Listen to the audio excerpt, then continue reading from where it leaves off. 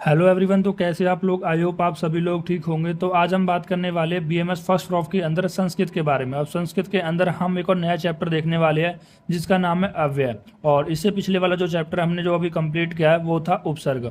उपसर्ग को हमने काफ़ी डिटेल में देखा है, ठीक है। और इसी तरह से हम अव्यय को भी काफ़ी डिटेल में देखने वाले हैं। और जो लोग पहली बार हमारे चैनल पर आए हैं मैं उनको बता देता हूँ, अगर आप बीएमएस फर्स्ट प्रॉप का कोई भी सब्जेक्ट पढ़ना चाहते हो तो मैंने सभी सब्जेक्ट पढ़ा रखे हैं, तो आप जाके एक बार प्लेलिस्ट चेक कर लेना। नहीं तो मैं डिस्क्रिप्शन में भी लिंक दे दूंगा सारी प्लेलिस्ट का, तो वहाँ पर भी आप चेकआउट कर सकते हो किसी भी सब्जेक्ट का। तो आज हम बात करने वाले अव्यय के बारे में। देखो, अव्यय को नोट से पढ़ने से पहले मैं यहाँ पर आपको अव्यय को थोड़ा सा लिख लिख के समझाने की कोशिश करता हूँ, क्योंकि मुझे ऐसा लगता है जैसे कि कहीं लिख लिख के समझाने से आपके थोड़ा कॉन्सेप्ट ज़्यादा बिल्ड अच्छा होता है, ठीक है। और चलो हम स्टार्ट करते हैं पहले अव्यय के बारे में। ठीक, देखो अव्यय क्या होता है। जैसे इसके नाम से अगर तोड़ने की कोशिश करें तो वो दो शब्दों से मिलकर बना होता है, ए प्लस व्यय। व्यय का मतलब होता है खर्च, ठीक है। खर्च या परिवर्तन, कुछ भी आप कह सकते हो, खर्च कह सकते हो या परिवर्तन कह सकते हो। ए का मतलब तो आप जानते ही हो, नहीं। जैसे हर एक शब्द के पीछे लगा होता है अबसेंस, ठीक है। जैसे कोई परजेंस है तो उसके आगे ए लगा तो अबसेंस हो जाता है, ठीक है। मतलब जिसके पीछे ए लगा देते, आ लगा देते, तो उसका मतलब होता है नहीं। तो उसी तरह से यहाँ पर उसका खर्च ना होना या उसमें परिवर्तन ना होना। किसका परिवर्तन ना होना? उन शब्द का। मतलब कुछ ऐसे शब्द होते हैं जिनका कोई परिवर्तन नहीं होता है, उसको हम क्या कहते हैं? अव्यय कहते हैं, ठीक है। और ये ऐसे कौन कौन से शब्द होते हैं, जैसे अब आगे भी पढ़ेंगे हम कौन कौन से शब्द होते हैं, उनका मतलब भी देखेंगे। जैसे कुत्र हो गया, चा हो गया, ठीक है। चा का मतलब और होता है, ना हो गया, ना का मतलब नहीं।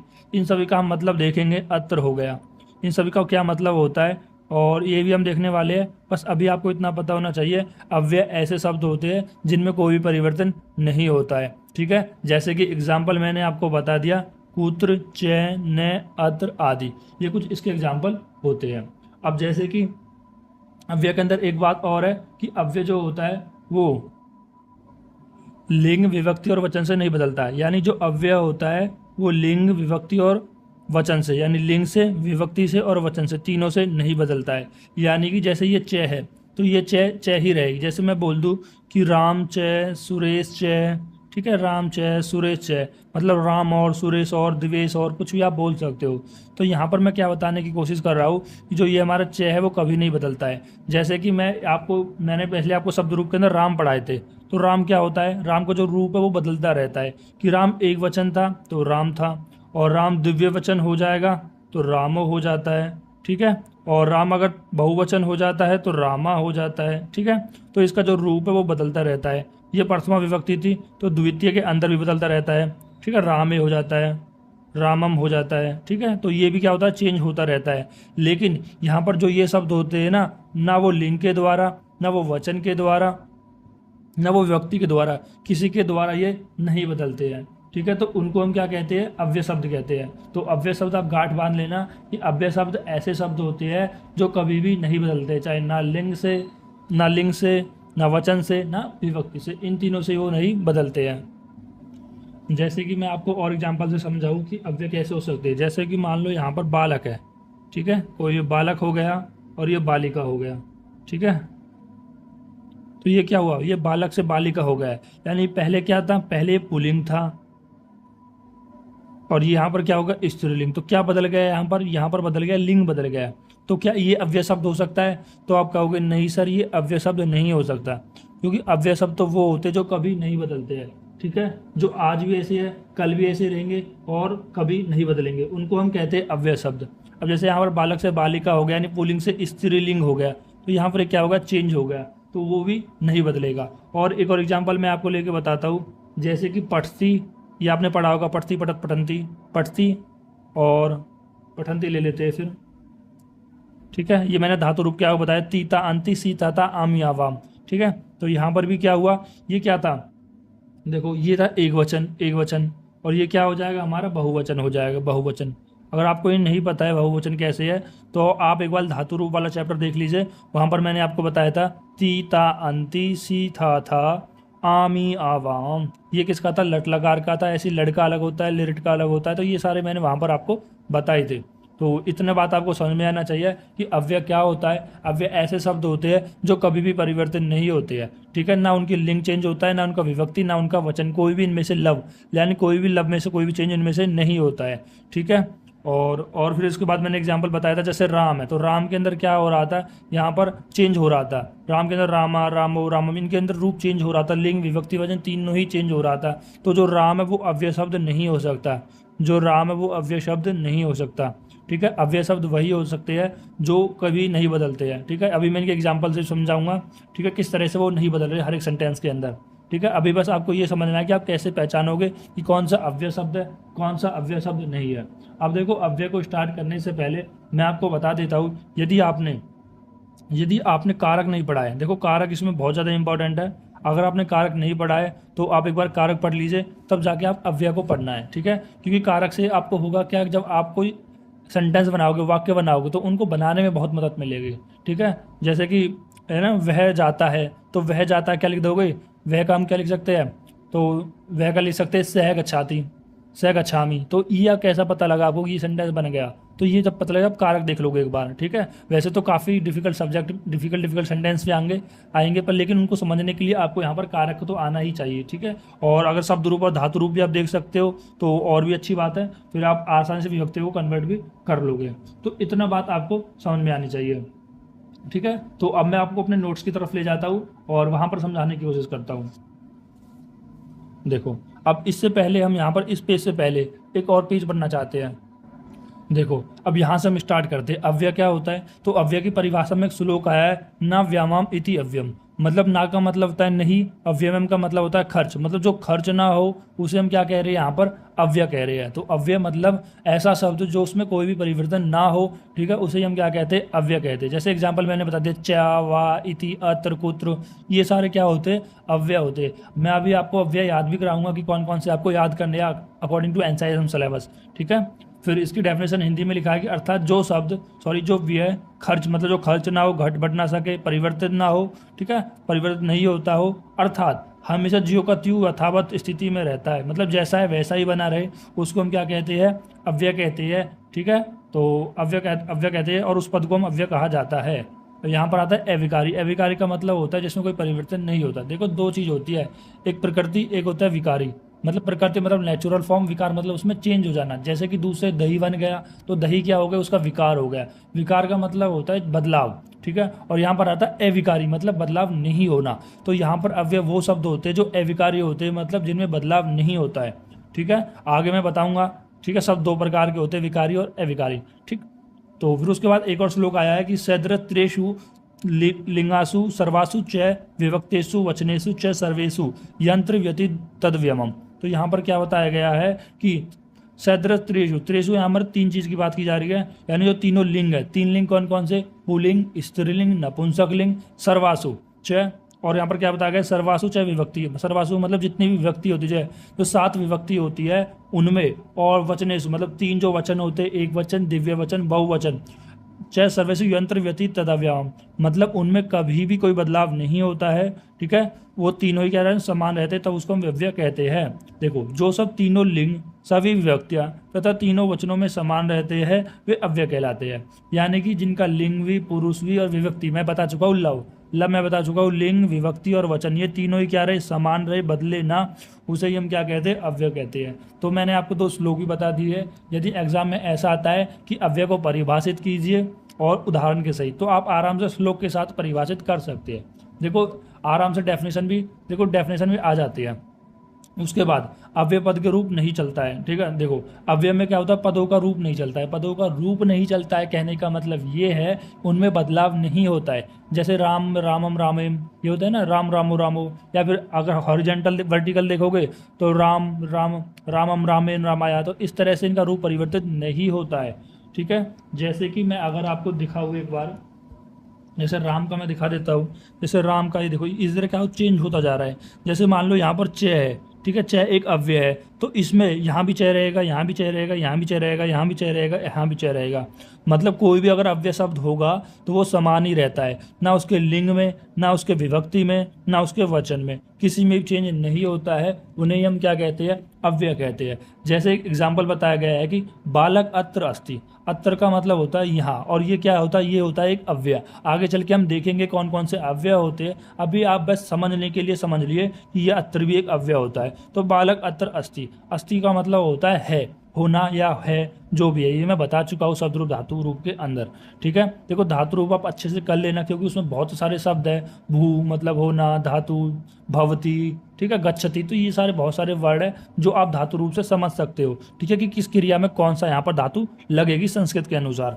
ठीक, जैसे कि हिंदी में होता है ना कि राम जाता है, तो जाता का संस्कृत में गच्छी, गच्छ होगा। ठीक है, तो इस तरह से। और वो कौन सा होगा? गच्छसी होगा, गच्छती होगा, गच्छती होगा। वो कैसे पता लगेगा? आपको टेंस से पता लगेगा, यानी प्रेजेंट, पास्ट, फ्यूचर से, यानी लट लिट लड़ से पता लगेगा। तो ये एक बार धातु रूप भी आप देख लेना। तो इस यहाँ पर क्या लगा? बालक अत्र अस्ति और बालक अत्रम अस्ति। देखो यहाँ बालिका है, यहाँ बालक है, मतलब बालक यहाँ है और बालिका यहाँ है। तो बालक क्या हो गया? पुल्लिंग हो गया, बालिका क्या होगा? स्त्रीलिंग हो गया। तो दोनों में आपने क्या देखा? देखो यहाँ पर जो बालक है, यानी जो शब्द रूप है, शब्द रूप में बदलाव आ रहा है, लेकिन यहाँ पर क्या अव्यय में, अव्यय में कोई बदलाव आ रहा है? अत्र यहाँ भी सेम है, यहाँ भी सेम है। चाहे बालक यहाँ हो, चाहे बालिका यहाँ हो, चाहे लड़का यहाँ हो, चाहे लड़की यहाँ हो, चाहे मेल फीमेल, जो भी आपको समझना है, लेकिन अव्यय जो है, जो जैसा वहाँ था वो वैसा यहाँ है। जैसे बोलते हैं सिग्मा मेल, जो कभी नहीं बदलता है, चाहे कितनी भी अच्छी यहाँ पर उसके सामने लड़की आ जाए या कितने भी अच्छे उसके पास कुछ भी ऑप्शन आ जाए, सिग्मा मेल हमेशा सिग्मा रहता है। मतलब एक तरह से कठोर है, ठीक है, वो कभी नहीं बदलता है। ठीक है, एक तरीके से आपका बेस्ट फ्रेंड मान लो, जो कभी नहीं बदलेगा, आपका हर कंडीशन में आपके साथ रहेगा। उसी तरह से यहाँ पर अव्यय होता है जो आपका साथ नहीं छोड़ने वाला है, यानी कि वो कभी नहीं बदलने वाला है, उसको हम क्या कहते हैं? अव्यय कहते हैं। तो बालक अत्र अस्ति, बालिका अत्र अस्ति, अत्र अत्र दोनों में सेम है, लेकिन इन बालक, इन शब्द रूप का यहाँ पर रूप चेंज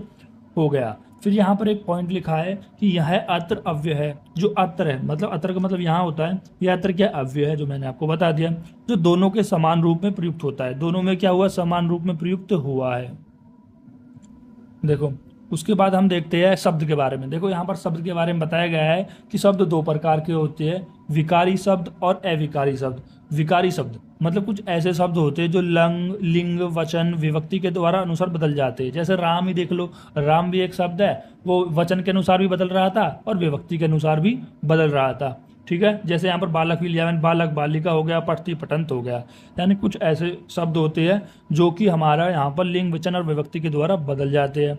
लेकिन कुछ ऐसे शब्द होते हैं जो लिंग, विभक्ति और वचन के द्वारा नहीं बदलते, उनको हम कहते हैं अविकारी। नाम से ये अविकारी मतलब जिनमें परिवर्तन नहीं होता है। भाई विकारी और अविकारी, विकारी का मतलब परिवर्तन हो जाता है उन शब्दों में, और अविकारी का मतलब शब्दों में परिवर्तन नहीं होता है।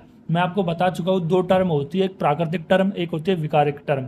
ठीक है, मतलब प्राकृतिक और विकारिक। तो प्राकृतिक में क्या होता है? किसी चीज़ की नेचुरल फॉर्म, किसी भी चीज़ की नेचुरल फॉर्म। जैसे कि नेचुरल दूध आपका एक नेचुरल फॉर्म हो गई, और दूसरे छाय बनाना, दही बनाना, तो वो क्या होगा? इसकी विकृत फॉर्म हो गई, यानी उसका बदलाव फॉर्म हो गया। ठीक है, तो उसको हम कहते हैं अविकारी। अब जैसे यहाँ पर इन अविकारी को हमने क्या कह दिया? अव्यय कह दिया, क्योंकि जो ये अविकारी है भाई, उसको डेफिनेशन देखो ना, ना लिंग के द्वारा, ना वचन के द्वारा, ना विभक्ति के द्वारा, इनके किसी के द्वारा वो नहीं बदल रही है। अगर इनके तो किसी के द्वारा वो नहीं बदल रही, तो इनको अव्यय भी नहीं कह सकती। अव्यय की डेफिनेशन मैंने आपको क्या बताई थी? जो लिंग, विभक्ति और वचन के द्वारा नहीं बदलता है, तो उसी के अनुसार जो अविकारी होता है वो भी तो लिंग, विभक्ति और वचन के द्वारा नहीं बदलता है। ये दोनों भाई भाई नहीं हो गए, ये दोनों समान समान नहीं हो गए। ठीक है, तो हम इसलिए अविकारी को अव्यय भी कहते हैं। फिर यहाँ पर आता है अव्यय दो प्रकार का होता है, एक होता है रूढ़ अव्यय, एक होता है यौगिक। जिसे रूढ़ से ही क्लियर है, रूढ़ मतलब रूट, एक तरीके से जैसे एक प्लांट की रूट होती है, जड़ होती है, ठीक। और दूसरा होता है यौगिक। यौगिक का मतलब होता है किसी दो चीज़ का मिलाव करके ये बनी हुई होती है, योग से बनी होती है। ठीक है, तो जैसे हम रूढ़ अव्यय को कहते हैं मूल अव्यय। ठीक है, ये बात कोई दिक्कत नहीं है। जो अपने मूल रूप में पहले से ही बन जाते हैं उन्हें हम रूढ़ अव्यय कहते हैं, और बने बनाए अव्यय होते हैं, जैसे प्रातः, साय, चय और वह, यानी कि मूल अव्यय होते हैं, ठीक, जो अपने रूप में पहले से ही यहाँ पर बने हुए होते हैं। ठीक। और यौगिक अव्यय क्या होते हैं कि प्रत्यय के योग से बने होते हैं। मतलब यहाँ पर क्या होता है, कोई धातु है, किसी धातु में कोई किसी प्रकार का प्रत्यय लगेगा। देखो प्रत्यय, हम आगे वाला टॉपिक है कि कितने प्रकार के प्रत्यय होते हैं। किसी धातु में कह रहे हैं जब कोई प्रत्यय लगा देते हैं तो उसके बाद कोई नया शब्द बनता है, ठीक है, तो वो क्या बन जाता है, यौगिक अव्यय होता है। तो यहाँ पर भी बताया कि प्रत्यय के योग से बने अव्यय, जैसे कि किसी भी धातु या शब्द में प्रत्यय लगाने के बाद बने हुए यौगिक अव्यय। एग्जाम्पल से आप समझो, जैसे पठित्वा है, तो पठित्वा में यहाँ पर जो पट धातु कैसे बना है भाई, पठित्वा एक यौगिक अव्यय है।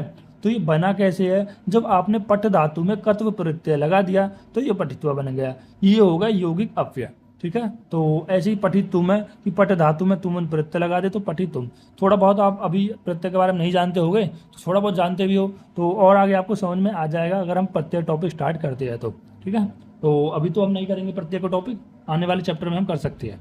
तो इतना आपको समझ में आना चाहिए, ठीक है, इतना आपको समझ में आना चाहिए। जैसे इसको मैं नॉर्मल एग्जांपल में समझाने की कोशिश करूं, जैसे कि आपके घर जब आप खाना बनाते हो तो आपके घर में आटा होना चाहिए, सब्जी होनी चाहिए, तो वो क्या होते हैं, मूल रूप होते हैं।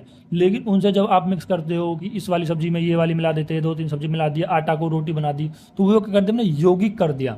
इस तरह भी आप समझ सकते हो, ठीक है। और वैसे इतना कुछ इसमें खास है नहीं समझने के लिए, ठीक। देखो अब हम आगे बात करते हैं अव्यय पंचविधम, यानी कि अव्यय को 5 तरीके से बताया गया है।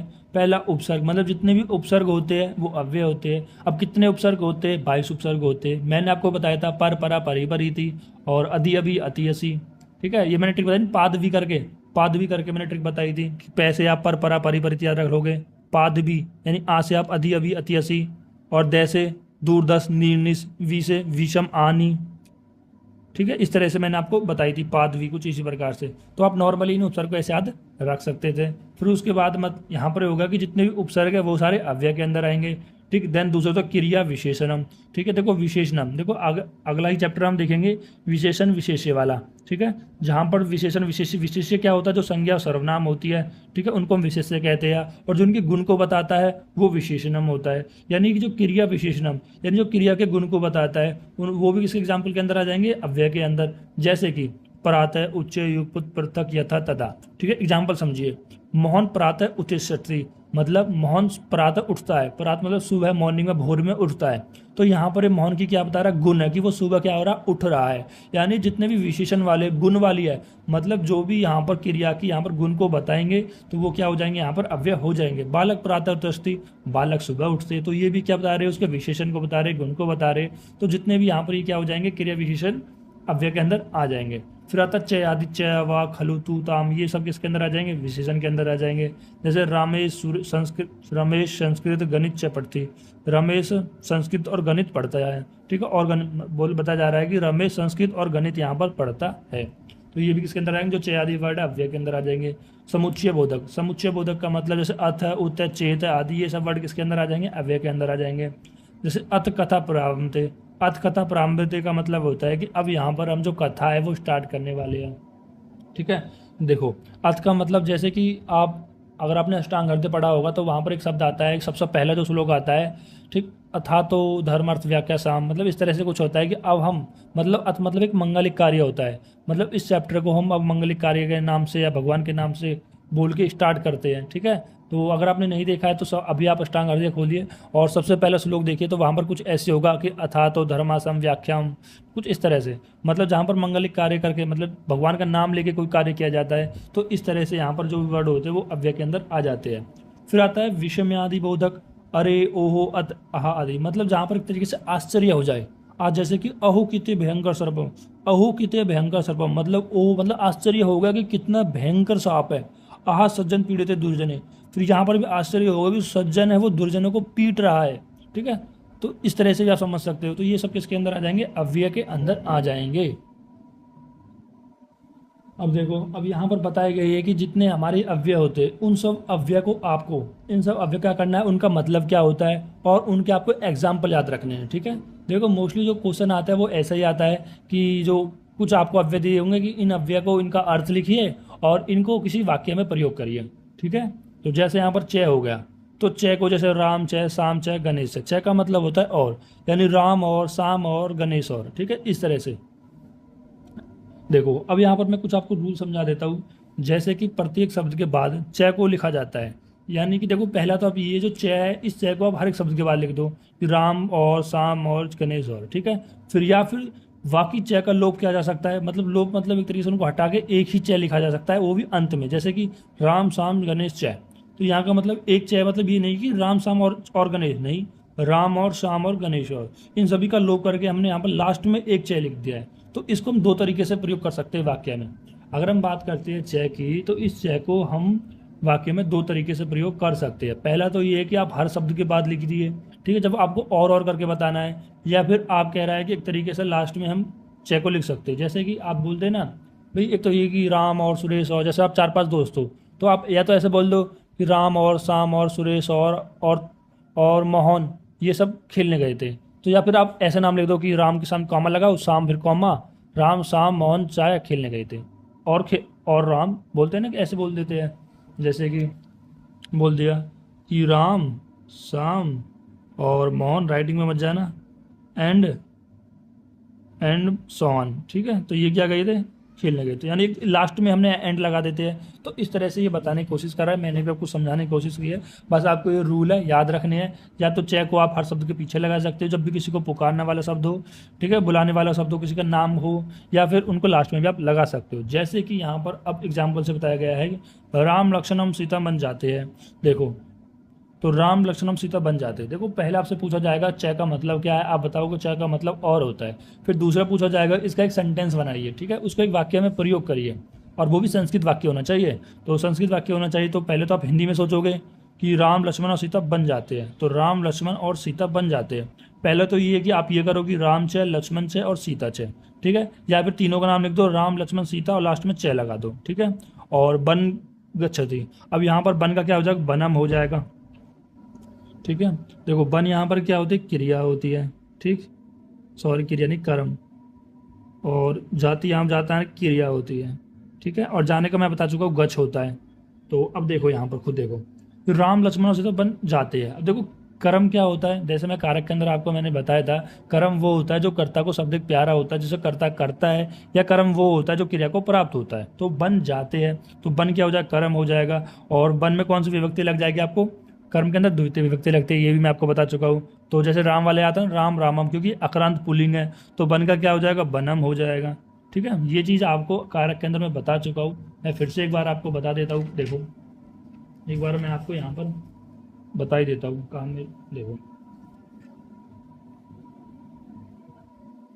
देखो ये वाला आपने पहचान लिया कि ये क्या है, कर्म है, ठीक है। और मैं आपको बता चुका कर्ता ने कर्म को, करण से संप्रदान के लिए आपदान से, यानी कर्म जो है, कर्म के अंदर क्या लगता है, द्वितीय विभक्ति लगती है। और कर्म को हम कैसे पहचान सकते हैं, या तो को चिन्ह से पहचान सकते हैं, अगर को चिन्ह नहीं है तो इसके डेफिनेशन से पहचान सकते हैं, जो कर्ता को सर्वाधिक प्यारा होता है। अगर यहाँ पर राम लक्ष्मण को अगर वन जाना अच्छा नहीं लगता तो क्या वो वन जाते, नहीं जाते। तो इस तरह से हम यहाँ पर इसको समझते हैं, ठीक है। इसमें द्वितीय विभक्ति लगती है, और द्वितीय विभक्ति लगती है किसकी लगेगी, क्योंकि जो वन है लास्ट में क्या आ रहा है, ए आ रहा है, ठीक है। वन को हम अकरान नपुंसक लिंग भी कह सकते हैं, ठीक है, तो अकरान नपुंसक लिंग कह सकते हैं। तो अकरान नपुंसक लिंग की जो द्वितीय विभक्ति होती है उसके अंदर क्या आता है, एज ए मैं आता है, ठीक। तो इसमें को हम अंग्रेजी बिंदी भी लगा सकते हैं, तो ये हम कैसे कर सकते हैं, बनम, ठीक है। अगर आपने यहाँ पर ये पढ़ रखे होंगे अक्रांत पुल्लिंग क्या होता है, अक्रांत स्त्रीलिंग क्या होता है, अक्रांत नपुंसक लिंग, तो ये सब जितने भी है अगर आपको पढ़ रखे होंगे तो आप आसानी से कन्वर्ट कर सकते हो, ठीक है। तो एक तो ये है कि आप आसानी से हिंदी सेंटेंस बनाओ और उसको संस्कृत में कन्वर्ट कर दो, कारक शब्द रूप और धातु रूप की हेल्प लेके, ठीक है। अगर आप इतना कन्वर्ट नहीं कर सकते हो तो नॉर्मली आपको सभी सेंटेंस के सभी जो यहाँ पर अव्यय होता है, हर एक अव्यय के दो दो आपको एग्जाम्पल याद रखने पड़ेंगे, ठीक है। देखो मैं आपके पास दो वो दे रहा हूँ, दो मौके आपके पास, मतलब दो रास्ते आपके पास।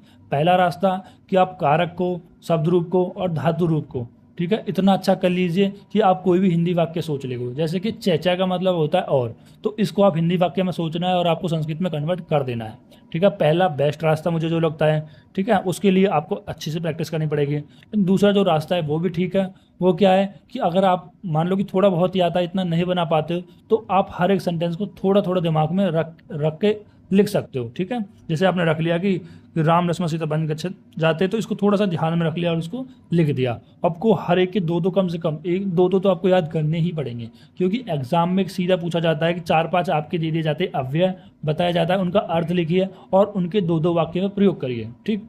और एक और तीसरा रास्ता मैं आपके लिए बता देता हूँ, जो अच्छे स्टूडेंट है देखो, उनके लिए ये रास्ता है कि आपको ऐसा नहीं है जो मैं श्लोक बता रहा हूँ वही याद करने है, ऐसा बिल्कुल भी नहीं है। ये जो अव्यय शब्द होते हैं आपकी संस्कृत के अंदर, यानी आपकी संस्कृत के अंदर हो, आपकी रचना शरीर के अंदर हो, पदार्थ विज्ञान के अंदर हो, यानी मैं कह सकता हूँ बीएमएस फर्स्ट प्रॉप के अंदर अगर आपने कोई श्लोक याद करा है और उनके अंदर ये शब्द आते हैं, चय शब्द आता है, अपी शब्द आता है, इति शब्द आता है, ठीक है, ये ऐसे शब्द आते हैं, तो आप इनको भी याद कर सकते हो। देखो अगर आपने श्लोक याद करे हैं, अगर आपने श्लोक की कॉपी बनाई है या श्लोक याद करे हैं, तो आप उनको छाटिए और अपनी नोट्स में इन इन श्लोकों को ना लिखकर कोई दूसरे श्लोक लिख सकते हो। ठीक है, बहुत सारे श्लोक है ऐसे, आपको मेहनत करनी पड़ेगी बस उसके लिए। करना क्या है, जो चे वालों आपने देखना है कि आपने यार 100 श्लोक याद करे हैं, 50 करे हैं, 150 करे हैं, 200 करे, कितने भी श्लोक आप कर रहे हो, तो उनमें छाटिए कि ये मैंने श्लोक करा है और उसके अंदर ये वाला अव्यय आ रहा है। 25 से 30 अव्यय होते हैं, ठीक है, तो उन सभी में अगर आपको मिल जाते हैं तो उससे बढ़िया वेल एंड गुड आपके लिए कुछ नहीं होगा। क्योंकि एग्जामिनर ने देखा है कि आपने अव्यय का सेंटेंस बनाया, वाक्य बनाया, लेकिन जो श्लोक लिखा है वो आपने आपका रिलेटिव लिखा है, आपको याद होना ही चाहिए था। ठीक है, आपने किस तरह से नॉलेज का प्रयोग किया है, तो एग्जामिनर और भी ज़्यादा खुश हो जाता है और आपको बहुत अच्छे नंबर दे देगा। ठीक है, अब मुझे मत पूछने लगता सर आप ही बता दी सबका। देखो ये मेहनत आपकी है, क्योंकि मुझे नहीं पता आपने कौन से श्लोक याद करे हैं। भाई मेरे श्लोक अलग है, मैंने बहुत सारे श्लोक करे हैं, शायद आपने कम करे हो, आपने आपने वो श्लोक नहीं करे हो। ठीक है, तो वो डिपेंड करता है आप लोगों पर।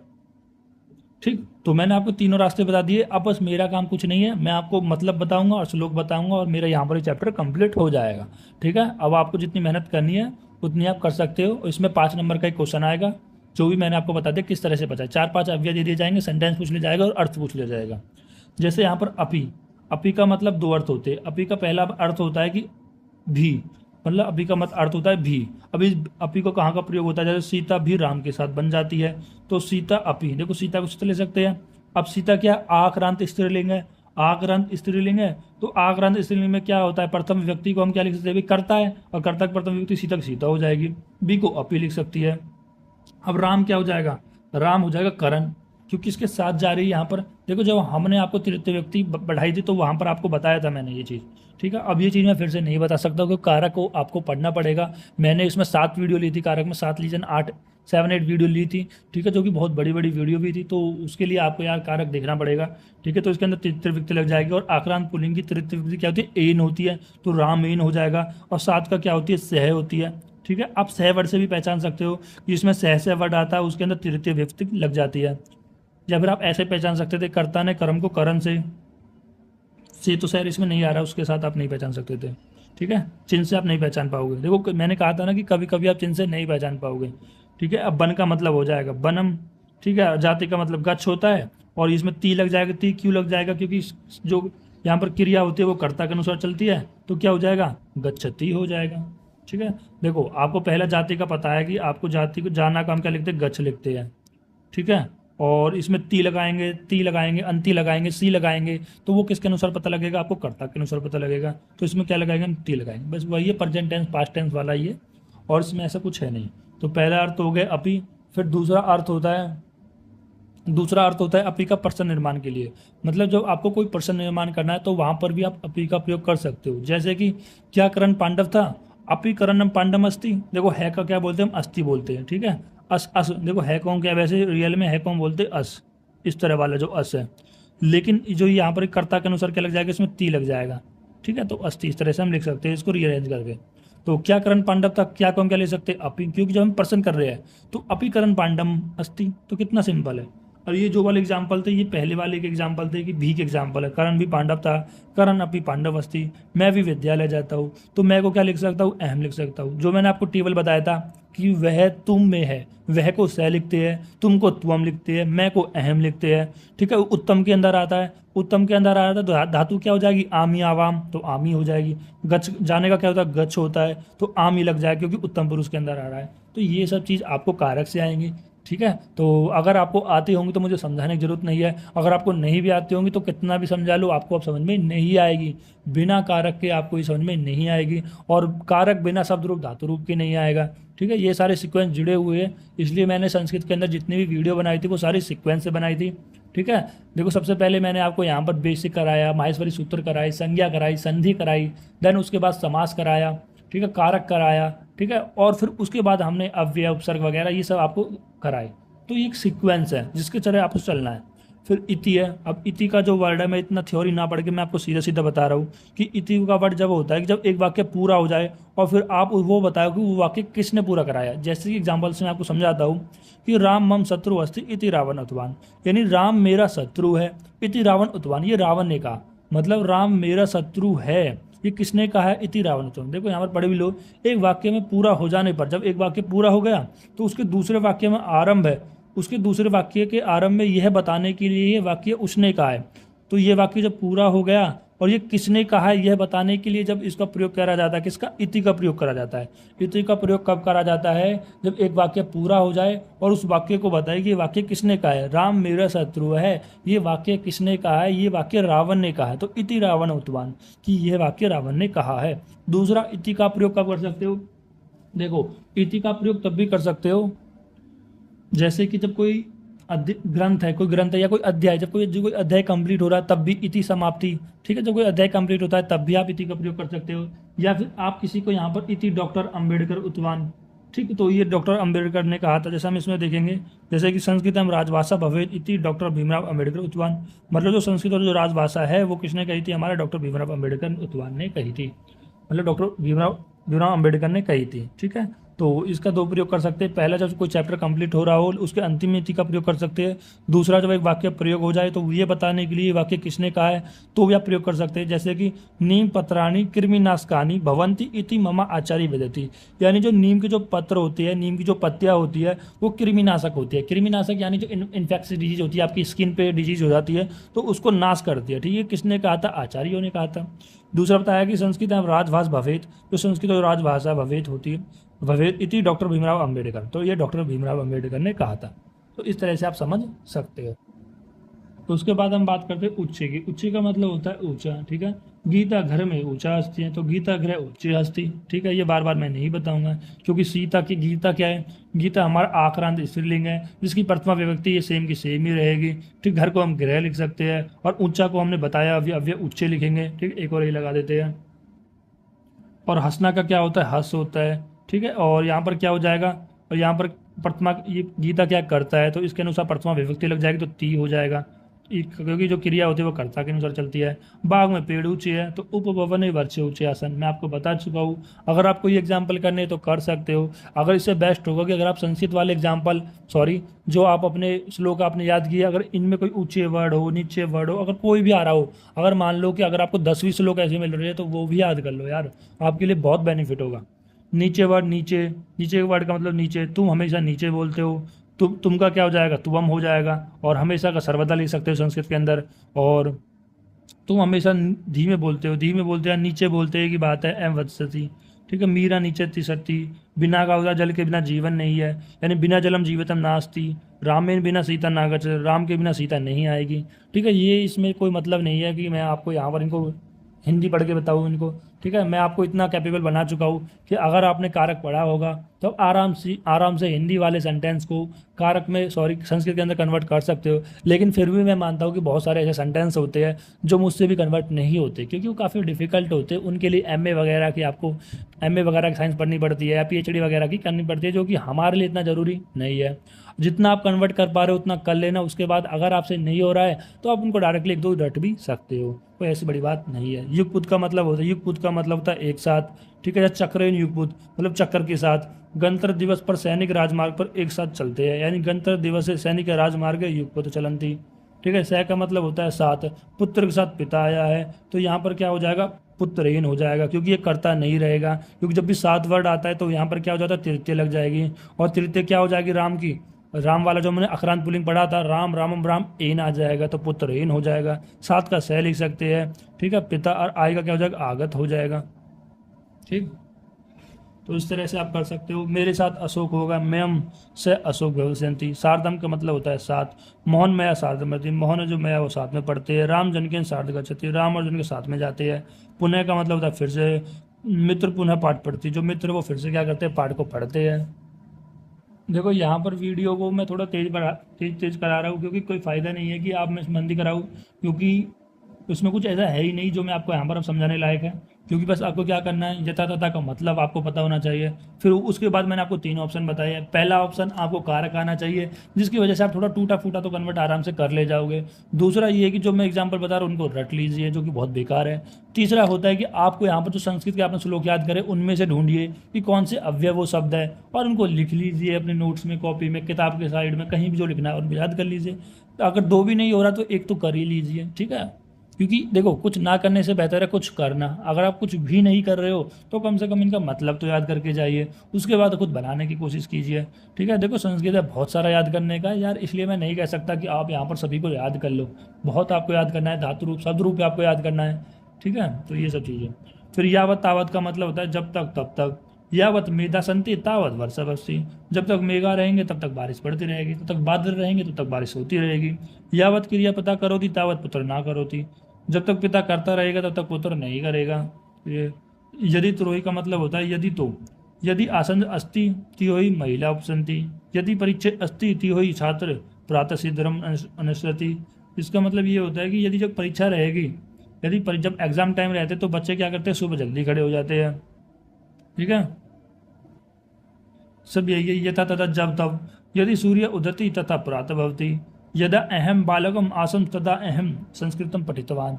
देखो, इसका मतलब क्या है, ठीक। देखो, मुझे ऐसा लग नहीं रहा कि आपको शायद नहीं आता होगा, ठीक है। ये आप आसानी से कन्वर्ट कर लोगे अगर आपने अच्छे से कारक को देखा है। देखो, यदा सूर्य मतलब जब सूर्य उदय होता है तब प्रात होती है। यदा अहम बालकम,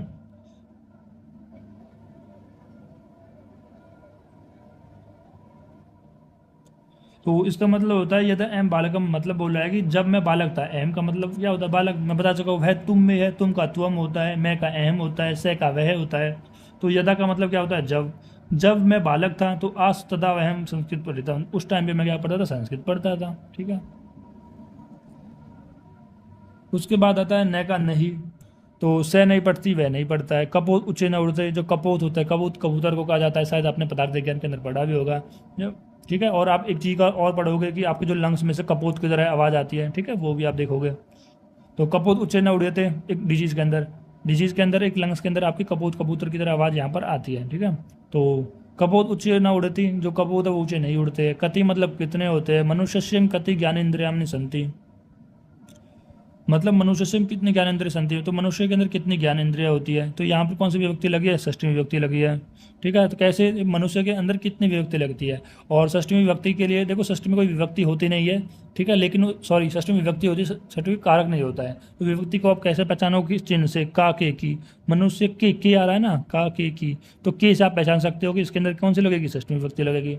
सप्ताह कितने दिनानि भवंती। सप्ताह के अंदर कितने दिन होते हैं। कुत मतलब कहाँ से, कुत कुत पुनः संशयति, और कुत अगच्छति मतलब कहाँ से आते हो। सर्वतत्र का मतलब होता है सभी जगह। ईश्वर सर्वतत्र अस्ति, स सर्वतत्र पश्यति, तो 19 अन्यत्र, कहीं और दूसरी जगह। माधव तत्र नास्ति, से अन्यत्र अस्ति, माधव यहाँ नहीं थे, वो कहीं और थे।